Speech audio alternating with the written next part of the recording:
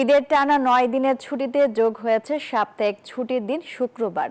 শুক্রবার কক্সবাজারে রেকর্ড সংখ্যক পর্যটকের ঢল নেমেছে। হোটেলের রুম না পেয়ে অনেকেই লাগেজ নিয়ে ঘুরছেন রাস্তায়, কেউ বা বসে আছে সৈকতের ছাতার নিচে।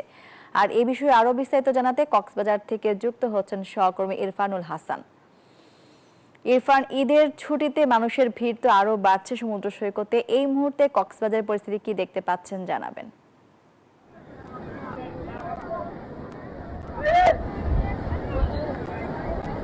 জি ধন্যবাদ মনি। কক্সবাজারে টানা যে ৯ দিনের ছুটি চলছে, আজকে শুক্রবার যুক্ত হয়েছে। এই ছুটিকে কেন্দ্র করে কক্সবাজারে আজকে রেকর্ড সংখ্যক পর্যটক। আসলে সকাল থেকে দেখছিলাম যে পরিমাণ পর্যটক আসলে আসছে, ধারণা করা হচ্ছে প্রায় লক্ষাধিক পর্যটক আজকে কক্সবাজারে এসছেন। এবং আমরা সকাল থেকে দেখছিলাম যে অনেকে আসলে হোটেলের রুম না পেয়ে বিভিন্ন জায়গায় ঘুরোঘুরি করছেন এবং এখন পর্যন্ত অনেকেই যে সৈকতের ছাতা চেয়ারগুলো রয়েছে সেখানে বসে আছেন। তবে আমরা খবর বান্ডেল থাকলে প্রতি সেনমানিতে টাকা বাঁচবে।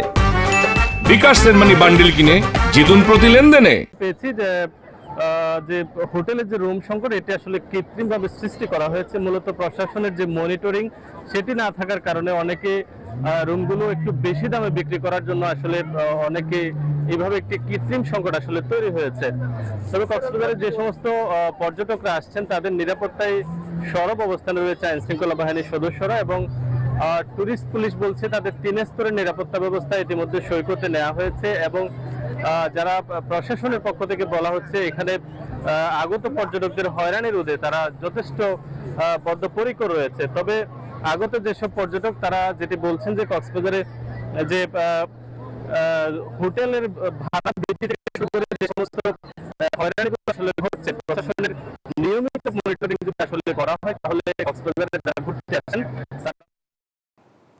কক্সবাজার সমুদ্র সৈকত থেকে যুক্ত ছিলেন সহকর্মী ইরফানুল হাসান।